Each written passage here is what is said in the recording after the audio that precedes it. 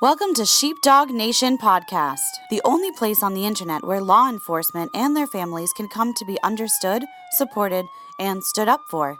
Here's your host, the always entertaining, down-to-earth, yet in-your-face truth speaker and Leo herself, Autumn Schmidt. What is up, Sheepdog Nation? Welcome to another podcast of Sheepdog Nation with your host, me, Autumn Schmidt.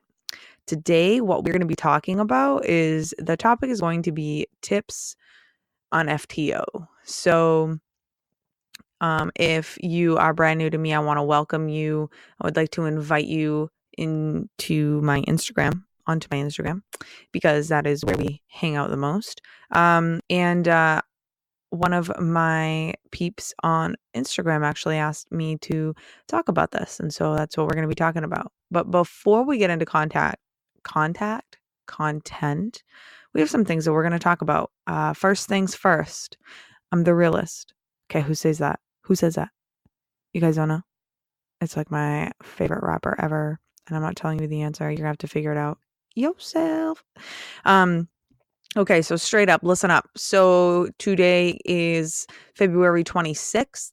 We already have, I believe, 29 police suicides in law enforcement or like in our culture since the beginning of the year. That's crazy. That's fucking crazy. That's completely unacceptable, to be honest with you. It's heartbreaking. The last one was a female deputy down in Florida. I don't know too much on the background of it. A fellow officer let me know that this woman had tweeted or sent a text or something talking about how, you know, the laws for child safety, they're outrageous. And and that was like one of her last like public posts or something like that. And so, who knows, she might've been what she was going through or what the situation was, but it's a problem. We have a problem. And I for one, am ready to stop, skipping around and acting like we don't have a problem. I look on Instagram and, I do my fair share of, research on social media. And I'm not saying like social media needs to be negative by any means. Please don't get that twisted.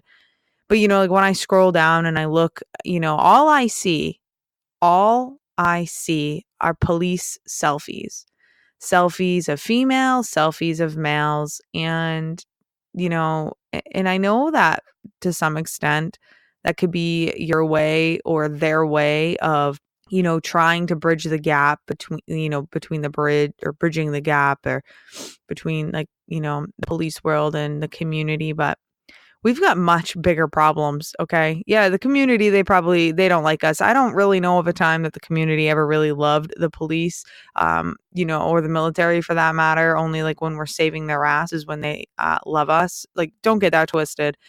But what's killing us right now is politics. The command staff, it's all killing us right now. And we need to come together and we need to change law enforcement as a culture. And you know what?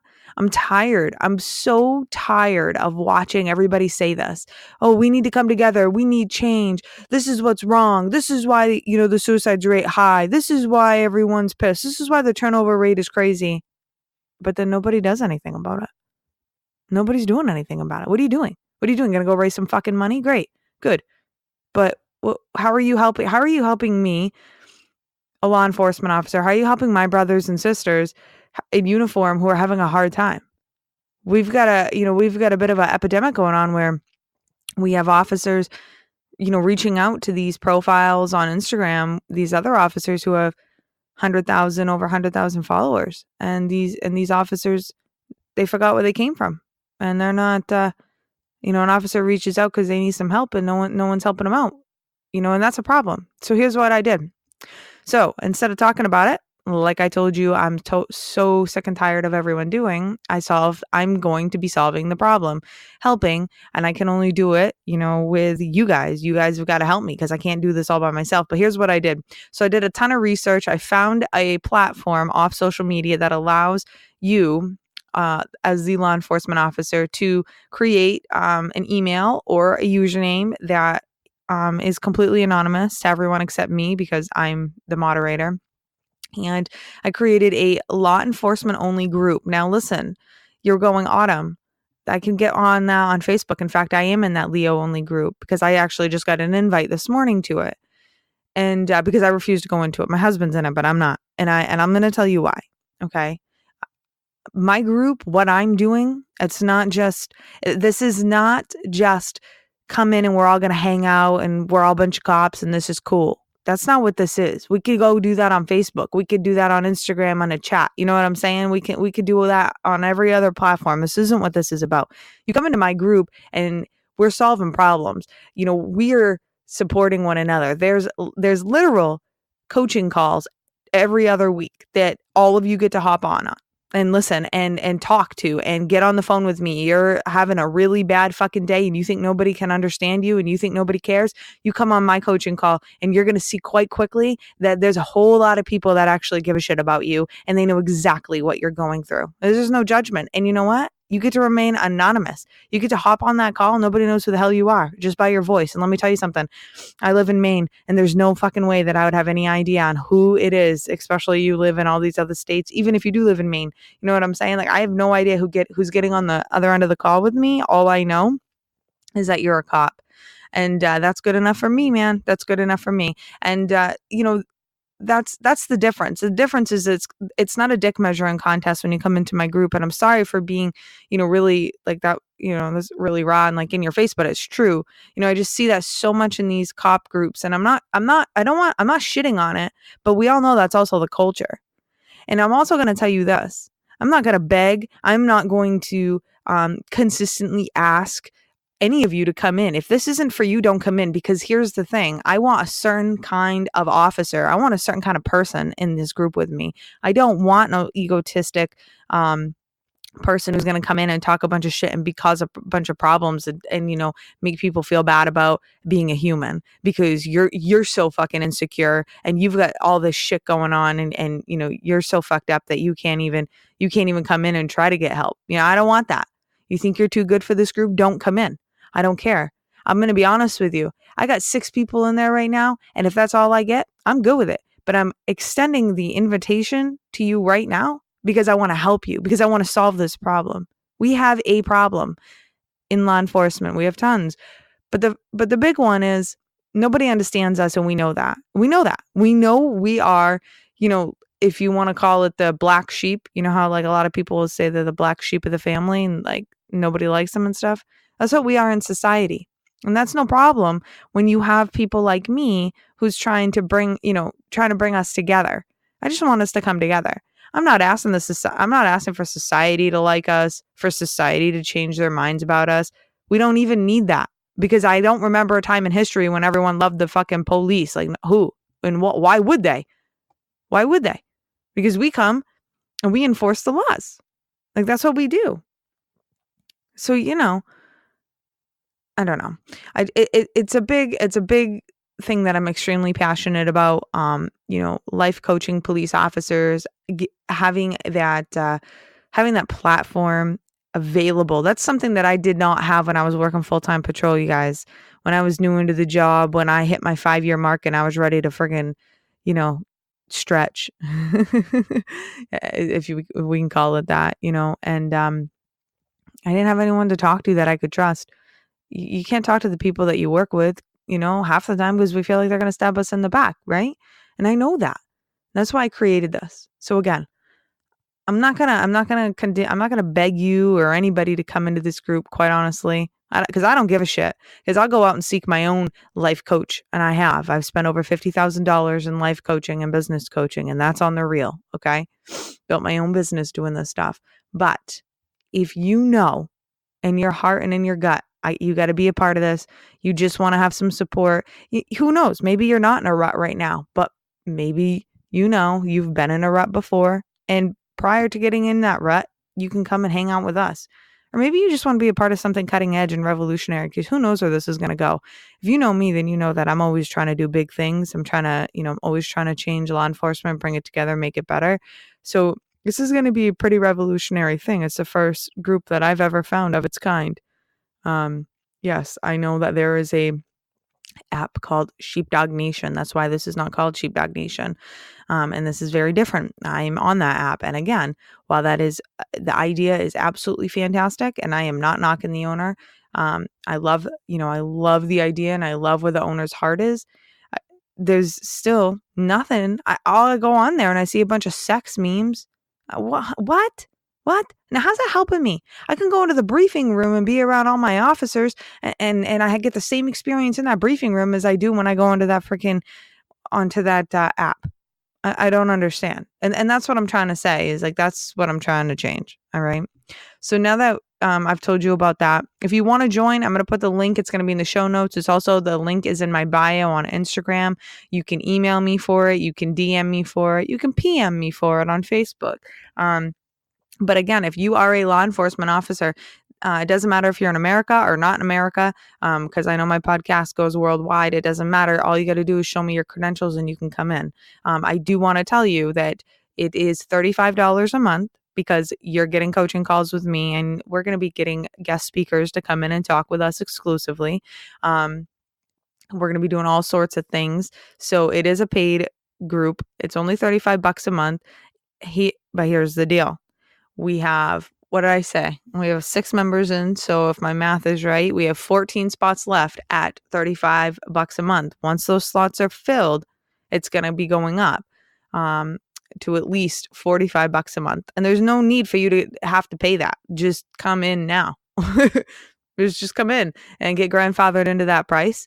And even at $45 a month, like, I'm just going to be real with you, that's less than $25 a call with me. And I'm going to tell you, my coaching clients, they pay minimum $100 an hour to be on the phone with me. And I want you to know that I'm not just talking out of my ass. I've created a very successful online business because I had to, because I got hurt. That's a whole different conversation. But I just want you to know that I definitely have the experience of life coaching and helping others. And that's why we're coming together on this platform. And it's an app. You get to download an app. It's really cool, because you get to do it you can be like, nobody has time to do it on their desktop. Like, let's just be real. But you can obviously do it from there, or you can download the app like everybody else does and talk to us right there. And the cool thing is if you're like, you've got a situation or a topic that you just do not feel comfortable like posting, all you got to do is you just message me on that app. Say, hey, Autumn, here, and you send it to me. I will go anonymous post. Let's talk about it. And then you're going to get a bunch of cops talking about it, which is cool, because then you see that, like, you're not alone. And I think that's the biggest thing in law enforcement, right? Is seeing that we are not alone. Because I know with the cops that I talk to, my clients, my friends, my own situation, the biggest thing is everybody fully believes that they're alone. They're alone in this journey. They're alone, being this officer, and you just, am I inadequate because I feel this way? Am I inadequate because I feel like I can't handle this amount of stress? And am I just not a good cop? Can I just not do the job? Am I the only one who feels this way? I've got to be like, oh, this is crazy. Am I the only one that has seen this stuff? And the answer is always no. Nope. No, you are not the only one. And so you want to come and you want to be around people who get you, who are going to talk openly and freely, because that's what this group is. So come on in. It's called the Sheepdog Family. So if you're ready to join the family, pause this right now. Go and secure your spot. You go to the link in my bio, you go to the link in the show notes, or you go to the sheepdogfamily.com/join. Come on in so you can secure your spot at $35 a month. Okay, so now we're going to transition here. We're going to transition into what to do when you're on FTO.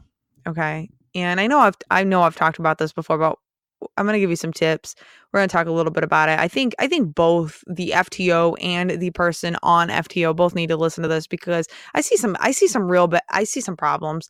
And here's the thing. Okay. So I want you to know I'm 1 week out from graduating with my master's in criminal justice administration. And not that, education is everything. I think that, a combination obviously of experience and education is a lethal combination. But I can tell you this, I've learned a lot about leadership. In my classes. And here's the deal, you guys. We need better leaders in law enforcement. And it starts on day one that you are being trained, and it starts for you when you are the FTO. We need better leaders. We need leaders who are not going. I'm not saying you need to baby your officers. I'm not saying that. Like, don't baby the FTO, the trainee. Don't baby them. We don't need babied officers. We don't need to hold their hands. However, we do need to set them up for success. And setting up for them success isn't always throwing them to the wolves on day one, week one. You know what I'm saying? Like, give them a little bit to understand. Like, you've got to understand as the senior cop, you've been doing this. The veteran cop, you might have been doing this. You might even only be doing this for a couple of years. Just don't forget what it's like. There's so much coming at you, and there's only so much literally our brain capacity can like take on, and it's scientifically proven. Your brain can only take in so much new information and like do something with it. Like, repetition is what makes perfect, and that's why we learn things. It's from repetition. So if you're the FTO, then you are going to do your trainee very good service if you help them with repetition. Do things in repetition. Pick a couple days and just hit cars. Like, that's it. Just pull over cars. The repetition is what is going to sink into that trainee.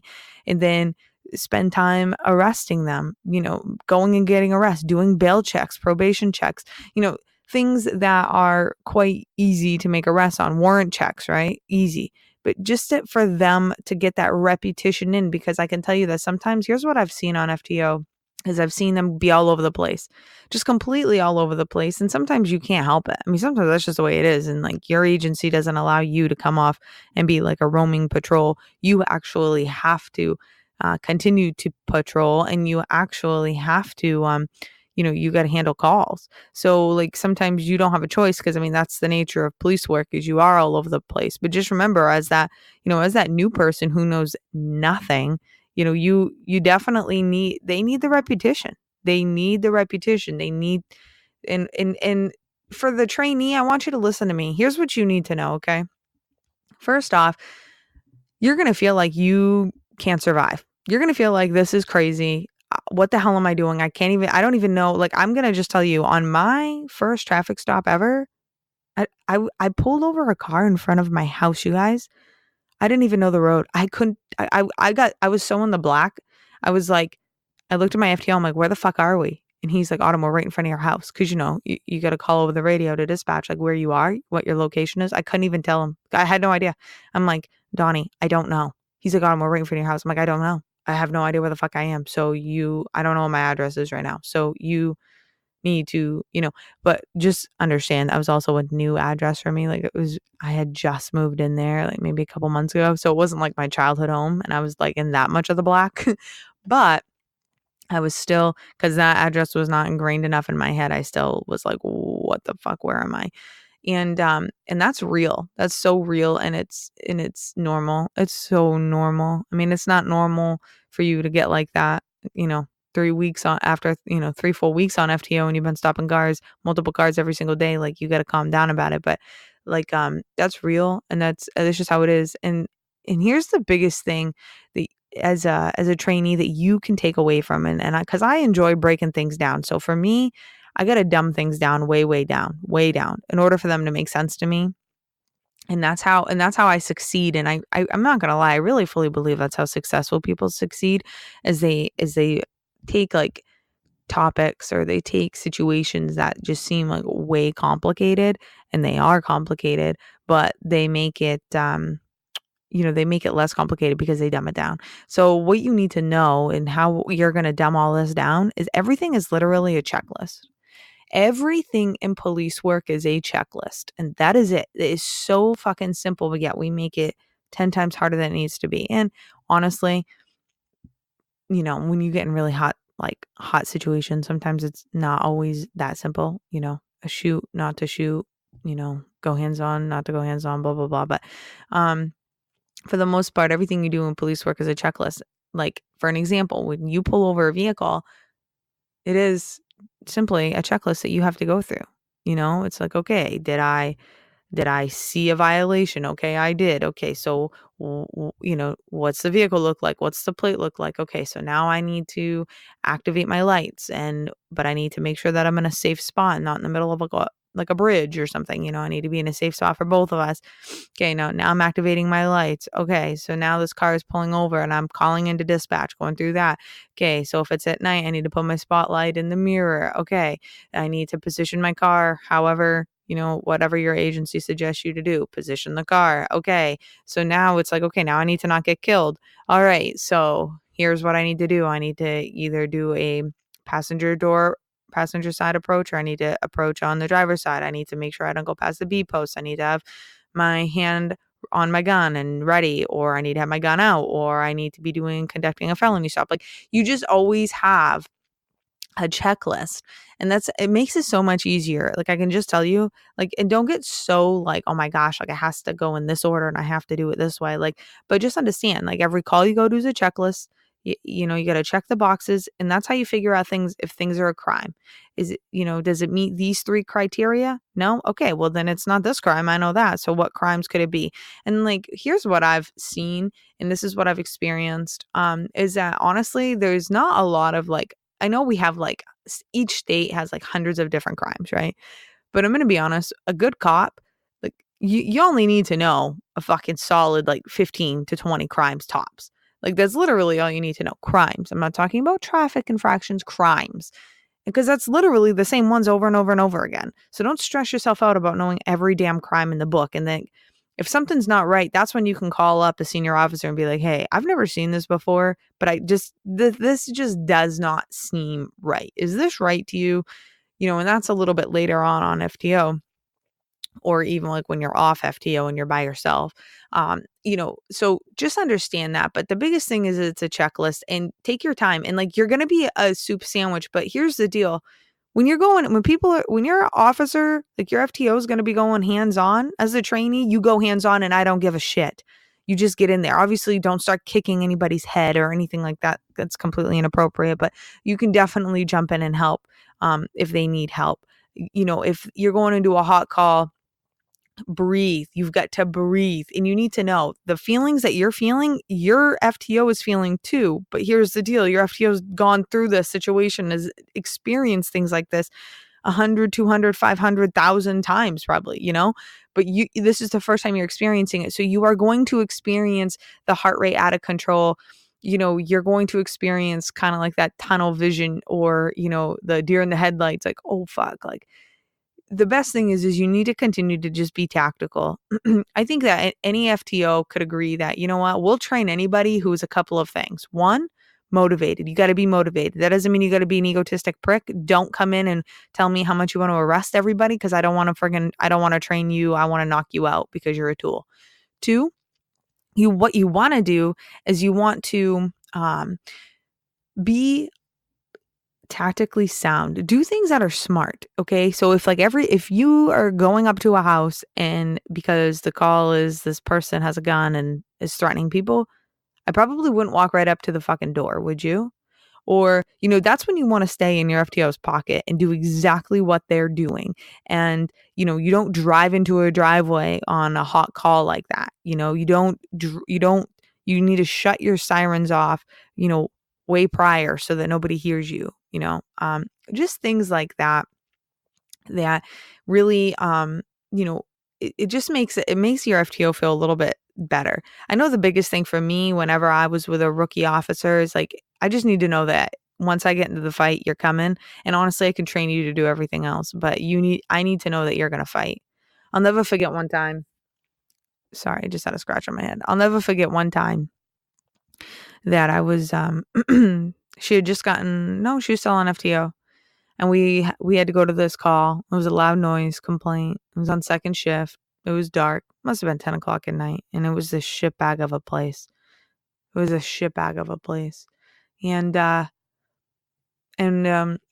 go there often. They all want to fight. These guys, they're the type of citizens that don't have anything to lose, so they just always want to fight. You know what I'm saying? They're always boozing, drugged up, whatever.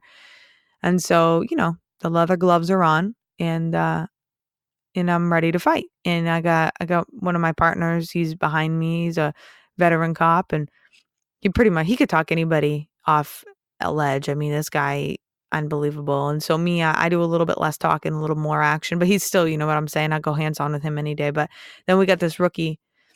And I'll never forget it. And don't ever be like this. We're going up and I'm dealing with, I go knock on the door. This guy opens the door and is like, what? And she stands behind me and then behind my partner, he's a big dude. You know, he's like 6'3" or something. And I'll never forget it in my life. Don't do that, rookie. Never do that. Okay. I don't stand in front of your FTO, obviously, but stand beside him or directly right behind him, not in a way that you're scared, but stand there like I got your back. Okay. And here's the deal. You got to fake it till you make it. You just do. Okay. These criminals on the streets, they know. They can smell a rookie. They know when you're a rookie. They could smell it. Okay. It's in how you walk and how you talk and how you act. Okay. You got to be one with them. You got to be. I don't care. A good cop is one with the fucking streets, man. That's just the way that it is. And you gotta fake it till you make it. You gotta puff that chest out, and you just, you don't gotta be arrogant, but you gotta be confident. And that's why I pound into your head, go train jujitsu, go take some sort of self-defense, know how to handle yourself, because you gotta be able to back that up. Because I'm gonna tell you right now, you're gonna meet some alpha guy or female who's like off their rocker on drugs, and they're gonna meet you head on, and it's not gonna be a fun situation. You know what I'm saying? So you definitely want to, fake it till you make it. Get trained in FTO, but always be there to have your FTOs back. And as the trainee, just breathe. Just seriously breathe. Okay. Just breathe. I could go on and on and on about this topic, but the truth is you just need to breathe and understand that, there's a few things like what we talked about today that your FTO is looking for. 1 is heart. 2 is common sense. 3 is the fact that you're tactical and you're going to go in the fight. I can teach you, I can train you how to do everything else. But if you are not those 3 things, I'm telling you that your FTO experience is not going to be enjoyable. And the last thing I'm going to leave you with is a lieutenant told me when I first started, he told me, he said, don't be a know-it-all. I said, okay, LT, like I'm not. He goes, yeah, but sometimes what happens, like when we get nervous, we say things that we don't really mean. I'm like, okay. He goes, I've trained a lot of people and they'll say to me, I know. And he goes, and about the 5th fucking time they tell me they know, he's like, I saw my car make them get the fuck out because they don't know shit. This is their 2nd day on fucking FTO and they're sitting there telling me they know. You don't know anything. And I'm like, yeah, you're right. So as an FTO, you don't know anything. So here's what you say. Okay, got it. Okay. All right, thanks. Okay, I got it. All right. It's never because you don't know anything. And even if you do know, you don't fucking say that to your FTO because you don't know. Because I promise you, you become a know-it-all and they're going to show you things that you thought you fucking knew, but you never knew. Because I'm telling you right now, there's one thing I would not mess with, and that's a veteran cop who knows what the hell they're doing. Okay? I'm telling you that because on my FTO, that's what they did to me. Well, not because I was a know-it-all, but because they were testing me. They wanted to know. They wanted to make me prove myself. And you do need to prove yourself, male or female, doesn't matter. There's tons of males who don't belong on the job, and there's tons of females who don't belong on the job. And I scroll through Instagram and I could fucking point out every single one I want to roll my eyes at. Okay. This is my little rant, but here's the deal. Don't be a know-it-all. You're going to get tested. It is what it is. If you can't hang, you can't handle it, go be a fucking, I don't know, go ride the desk somewhere, get out of law enforcement, because the road's hard. The road doesn't give a shit. Once you're on the road, you're going to thank your FTO for being so hard on you and playing all those mind fucking games, because the road's hard. The job is hard. And you need to be prepared. So I hope this helped you, any rookies and also any, veteran officers, like, who are FTOs, see that side too, because I think sometimes we forget, you know what I'm saying? As always, if you have anything that you want to say, you want to follow up with, get at me on Instagram at the Lady Sheepdog. And just to remind you, the Sheepdog family is open right now. The link will be below you. If you guys have questions about anything, feel free to reach out, and I will see you next time. And that was another episode of Sheepdog Nation. If you enjoyed this podcast, please go to iTunes and let us know by giving us a rating. If you have questions that you want answered by Autumn in the podcast, submit it by going to the link in the show notes. As always, stay safe and watch your six.